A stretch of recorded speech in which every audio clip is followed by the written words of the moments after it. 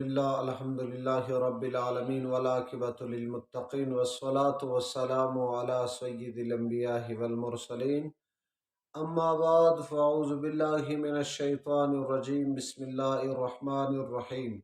سامعین و سامعات، ناظرین و ناظرات، السلام علیکم ورحمۃ اللہ وبرکاتہ۔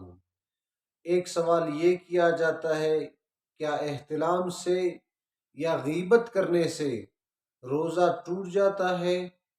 غیبت کرنے سے، حالانکہ کبیرہ گناہوں میں سے ہے غیبت کرنا، اور قرآن مجید فرقان حمید میں رب کریم نے فرمایا جو انسان غیبت کرتا ہے ایسے سمجھو کہ وہ اپنے مردہ بھائی کی گوشت کھاتا ہے۔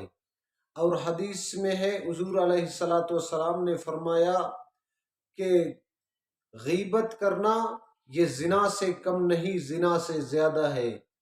جو رمضان شریف میں غیبت کرتا ہے تو ایسے سمجھو کہ اس کے جو رمضان شریف کی جو روزہ کی نورانیت فیض ہے، اس فیض سے مستفیض ہونے سے محروم ہو سکتا ہے انسان۔